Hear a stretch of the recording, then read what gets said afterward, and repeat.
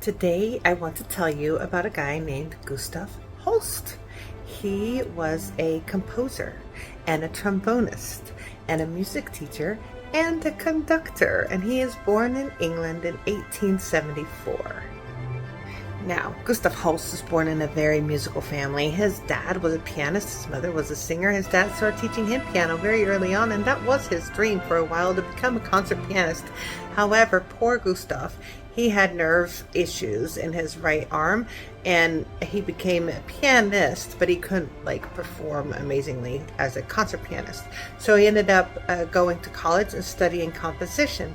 Now, he was a good composer, but it's hard to make a living as a composer. So he also studied trombone, and he became a very good trombonist. He actually played in symphonies under Strauss. He was an excellent trombone player, and because of that, you hear a lot of brass in his music, because he was comfortable and familiar with brass. Just like in Vivaldi music, you hear a lot of violin because that was his primary instrument. Holst loved to travel. He enjoyed walking all over Europe. Was one of his pastimes. One time he went to Spain on vacation, and he met a fellow colleague, another composer, and this composer's brother was really into astrology and was telling Holst all about it. Holst was super into it himself, became an avid astrologer, not astronomer, guys, astrologer. He actually started reading people's cards every week. It was a big deal to him. And so then, based on all of that, he wrote musical pieces based on the planets, called the planets. Now, the whole reason that there's no movement called the Earth is because it's astrology and not astronomy. And astrology goes around the Earth. And so he is composing these pieces as though he's on the center, which is the Earth, and then all the planets that go around it. Isn't that interesting and cool? He also was really into Vedic stories, like ancient Indian religious stories.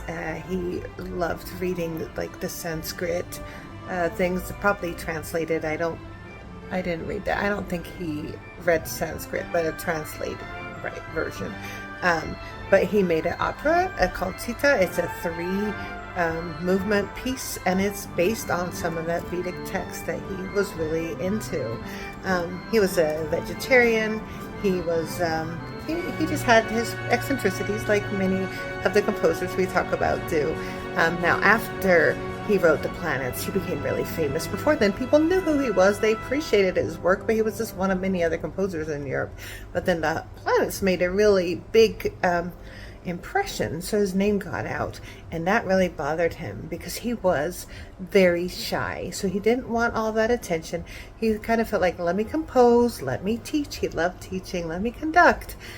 I don't need the fame. I'm composing because I love music.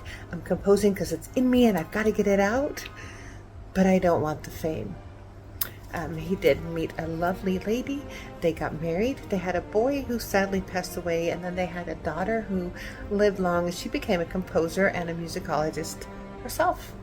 Now, when he was 59, which is not super old, he passed away in 1934.